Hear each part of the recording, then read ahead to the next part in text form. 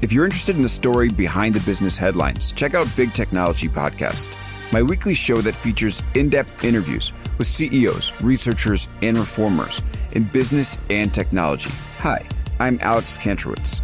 I'm a longtime journalist, CNBC contributor, and the host of the show. I empty my Rolodex every Wednesday to bring you awesome episodes, so go check out Big Technology Podcast. It's available on all podcast apps. Would love to have you as a listener.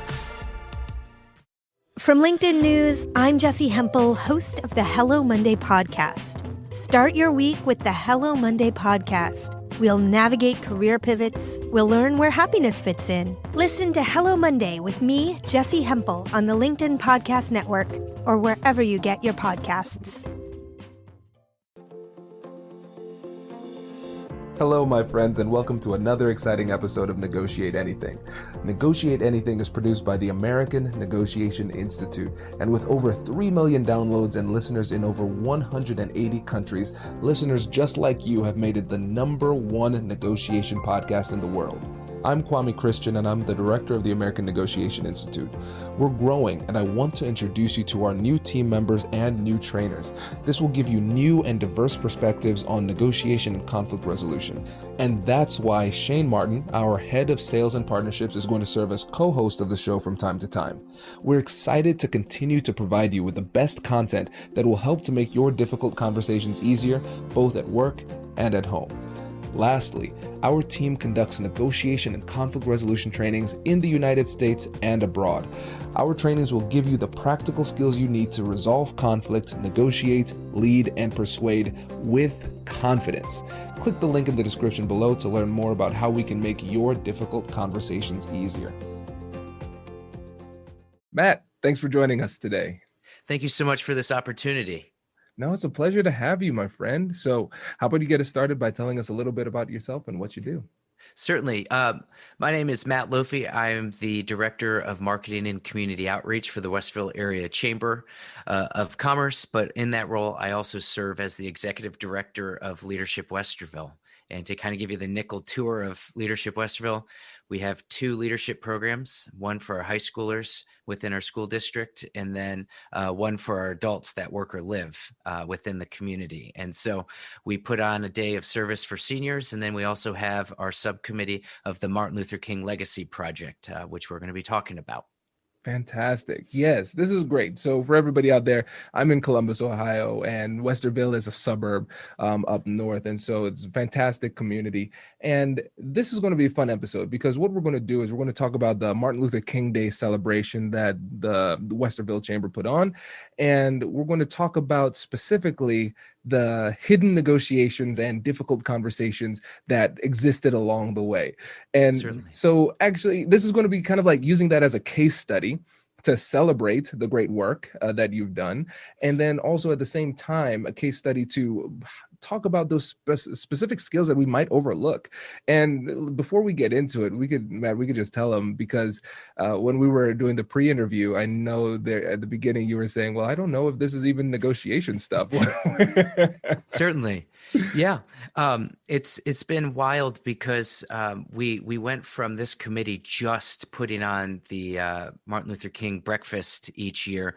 And then 4 years ago, we started doing community conversations, talking about racial injustice, inclusion, equity within Westerville. And so our scope and our conversations have gotten deeper, and some of the community reactions and input have gotten a little bit more heightened or sensitive in terms of how we kind of correspond and communicate with one another. But leading up to this breakfast, we had a real eye-opening and I think heart-opening, if you will, opportunity for us as a committee to look at, one, what we're bringing, and then two, in terms of when we put on our events, what we should be looking at and the lens we look at it. Do you want me to just go right into it? Yeah. Let's outline the situation for everybody. Certainly. We were getting ready to host our first ever virtual celebration, just with everything going on this year. And this would have been our 16th event that we've hosted. And so as we were leading up in the months of planning, we chose to have a local figure, a clergyman within our community that we've discussed at great length within our our committee, and there's about a dozen of us, men, women, African American, Caucasian. We like to think that we have all voices represented on our committee. And then just about a week beforehand, while we thought we were sitting pretty in our planning, a great concern was brought up. And on social media, which grew pretty quick, and it was that there were fears about an event on Martin Luther King Day that would have a white speaker that then takes away and silences the voice of African Americans within our community. And so, there was a lot of things we wanted to do quickly, but then we ended up taking a slow and strategic approach, a committee approach, actually, where we got a few different voices, all on a late night virtual call to be able to address the concern. And what was interesting about it was, as we were trying to craft the appropriate response, we really took it as an opportunity to press pause and say, all right, this is a really rightful concern, whether we agree or disagree about the premise and having a white speaker for this event. This is something that we need to think about, especially because it did come from an African-American female who we did not have a part of the program. So we actually pressed pause in the crisis communications and said, you know what, this is a great point and a great learning opportunity for us to consider even more voices around the table and within our programming of this event. So we used it, one, to add, I think, a more dynamic aspect into our event, which I can bring up later. And then we also use it as an opportunity to say, for our overall messaging, let's use this now as an opportunity to say, we hear you. We appreciate you speaking up. Here's where our committee is at and where we've been. And here's where this event has been through the 16 years. We hope you'll join us so together we can continue to push through this event and our conversations one step closer to Dr. King's beloved community, which is our mission for the Martin Luther King Legacy Project. This is great. So again, it's great because of the work that you're doing, but also it's great as a case study for education purposes, right? What can we learn from this? And one of the things that I talk about in the negotiation trainings all the time is that sometimes the number one barrier for improving your negotiation skills is improving your negotiation awareness, becoming more aware of these negotiations and difficult conversations that are happening. Because once you identify it as a negotiation, now you're more intentional about the way that you navigate that conversation. Now you can be more persuasive. You can change hearts and minds and address these emotional concerns that people might have and de-escalate the situation. Mm-hmm. So when I'm looking at this, I'm hearing a few elements here. So first, the crisis communication portion for the team. This could be a problem, right? This could be really challenging. And if we don't handle it the right way, things could go way off track, right? So Absolutely. We have to have those conversations internally. And then there's going to be a tension within the committee between some people who want to strike now, just let's address this now. We have to say something right now, versus people say, okay, let's actually slow this down. Let's think through this and address it in a more measured type of way. And so can you lead us through those conversations and how that went? Yeah. So my background is in communications and my degree is in PR. So I'm thinking we have to respond now, or this is just going to be a little igniter in a bunch of kindling, and it's just going to become, it's going to grow rapidly. I'm using bad imagery. And so once I started to think about and talk to our chairman of the committee, who's a great community leader, a clergyman within our community, and also I think just to really bring the sensitivity and the thought behind our plan, and he is also African American. While we were going through the messaging, I was going to share it as executive director of a small nonprofit. But then as we started to kind of write out that messaging, we're like, time out. I would not be the best person if I'm going to rush right in here with a response from the two of us, because it's not going to mean as much messaging coming from me being a white male compared to, one, we haven't consulted more voices that were around the table, but also because those decisions were a group effort and we have a chairman who's been a part of this much longer than me. And then of course, is a respected leader within our community, we were like, we got to press pause, get more people involved in this conversation, and really think about how we're going to, one, deliver this, and who is best to deliver this messaging, which slowed it down. And then I'm just sweating going, oh man, please. The communication person in me was just like, I didn't want to strike now. I just wanted to not be silent. Yeah, no, that's tough. And I think it's a really important point to make. Who should be delivering the message? And I think about it for my negotiations as a lawyer. Let's say it's a situation where it's a business negotiation, but it hasn't reached that point of litigation where we need to write a demand letter or something like that. And my client says, hey, this is the problem. I want you to handle it. I said, I am more than happy to handle it, but you have to consider the long-term ramifications of this with the relationship. Yeah. Is this appropriate for your lawyer to be hitting up the other side at this point? Or would it be better if we talk strategy first and you communicate this message in a more appropriate way, right? Because it sends a different message. Even if I approach it in my normal, open, collaborative type of way, I am a lawyer, and that position alone will make people a little bit scared, right? And so recognizing who the messenger is important, especially when you're negotiating on a team. Definitely. I could only imagine what it'd be like having it come from you, a lawyer. And then, same with us here. We got to get this out. We got to have it come from me. But then we were like, if we're being told that we're forgetting a voice, we also want to make sure before we comment that we bring all voices that need to be around the table so we can unify that message, unify that response. Absolutely. Brilliant. Okay, so now we've had that internal dialogue, that internal negotiation. We've talked through that, and now we've come up with a strategy. You're going to have that message. And what I think was brilliant about this response is that not only did you have the message shared publicly and everything like that, you also brought her in and invited her for a conversation, which, again, thinking about it from the angle of this podcast, that is a negotiation. That's a very high stakes negotiation. So tell us a bit more about that conversation too. Well, we ended up having not the conversation that I was hoping. I actually, as we were getting everyone around the table to discuss a response, I had reached out directly to the person to say, I would love to talk with you one-on-one. And she actually wanted to keep it within the group and keep it public so everyone could see. But what we did do is that we had someone that was around the table helping us unify our response, who is also serving as a board member within Leadership Westerville, have that conversation, because they had a great working relationship to kind of share and educate that, during the past 16 years, we've had men, women, African-American, white, clergy, lay people. And, we've had an opportunity through the years to really have I think even 10 years ago, we had a theater troupe present as the keynote for this breakfast. So we used it as an opportunity through a working relationship to say, this has been a very, we've come at this with very different approaches year after year. And this year, we just happen to have someone that is white. Brace the rudders! Raise the sails! Raise the sails! Captain, an unidentified ship is approaching. Over. Roger. Wait, is that an enterprise sales solution? Reach sales professionals, not professional sailors.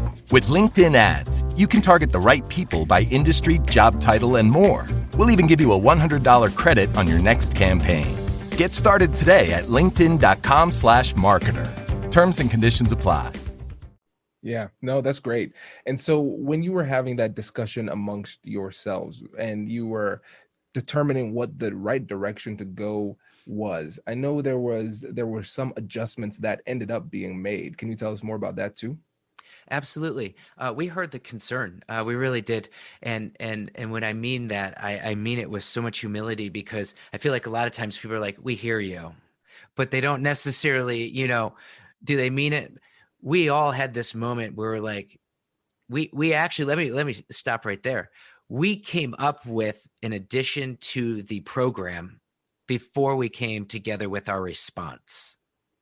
That's how much we took it to heart. And I can't share enough how much we stopped and we're like, This is a heck of a good point that we need to consider. And so anyone that attended would not have known that we made any changes because we pre-recorded it for, to eliminate any technological difficulties. But we added I don't know how old she is, but a college-aged African-American female as a speaker during our event. And what's so beautiful about her message is she voted in her first election that ultimately allowed her to vote in the first woman and the first African-American female into the White House as vice president. And so her message, I think, resonated so much because here she shared a message of, I know what's going on in the world. Here's my story. But I'm also hopeful because I got to vote and make history with my vote. And that brought so much love and compassion and just a beautiful story to what I hope was, for all that attended, a very inspiring and heartwarming and eye-opening celebration that we hosted. Yeah. And again, this is a really great example for us because one of the keys to being persuasive is being persuadable, right? Being open to being persuaded. And I think that's counterintuitive for a lot of people because they say, yeah, Kwame, teach me how to get what I want. I don't care to adjust. I said, well, that's kind of unreasonable. Absolutely. Because sometimes people bring up good points, fantastic points that you missed. And if somebody brings up a good point and you fail to adjust or you fail to consider it in a really meaningful way, then what's going to happen when you bring up a good point to them? They're like, hey, I remember how to respond to that. You showed me. I'm not going to change my perspective at all. And Certainly. So by being willing to adjust, hearing the concern and saying, you made a really good point. That is something that we missed. We had a blind spot and you exposed that to us and we appreciate that. And we're going to show you we appreciate it by making adjustments as a result of it. Yeah. Well, and I look at it and I was saying, Leadership Westerville, we put on a leadership program. I share with community leaders all the time because we have business people, those that don't even work, but they live within our community that are part, some that want to be involved politically, others that want to help nonprofits.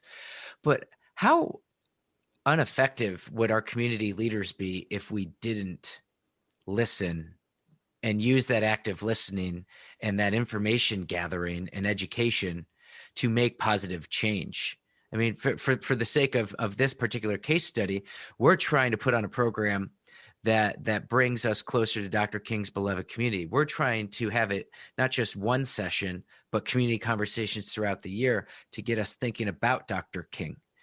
How ineffective would we be and how far off would we be from missing the point if we didn't actively listen and then change the points that we're trying to make?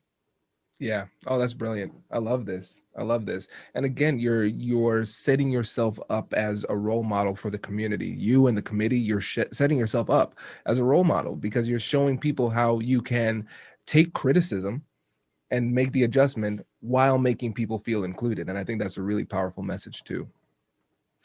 It was great. I have to say, and I'll keep it really brief. There was 5 or 6 of us on a very late night call to address this. That's how serious we took it.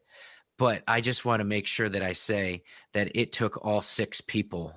And I just want to make sure that it doesn't sound just like me.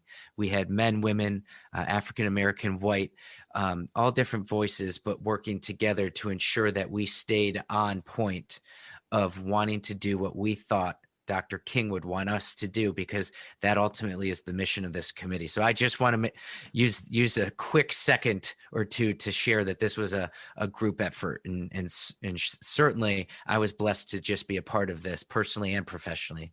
Yeah. And I think that's an important message to end on too, because the unity that you all demonstrated is important when it comes to the way that we handle these tough situations. When we're leaders, when we're negotiating on a team, whatever it might be, if you know that the people around you have your back on the decision that was made, it makes you more confident during the conversation. And it makes it a lot easier for you to communicate things clearly because you know that everybody around you is on the same page too. Absolutely. 100%. That's fantastic. Well, Matt, we really appreciate that. This was really great. And before you go, can you tell the listeners about how they can get in touch with you and learn more about what you're doing? Yeah, absolutely. You can find more information about the Martin Luther King Legacy Project and Leadership Westerville by going to westvillechamber.com, or you can find us on Instagram and also on Facebook, just Leadership Westerville. And you can learn everything you need right there. Fantastic. There will be links in the description. Thank you so much, Matt. We really appreciate it. Thank you very much. Congratulations! You've just joined an elite club. By listening to a full episode, you're now officially on the Negotiate Anything team. So welcome aboard. What most team members do is they subscribe to the podcast because that allows them to automatically get the latest episodes of the show. The best things in life lie on the other side of difficult conversations. Keep learning, keep practicing, and keep getting better.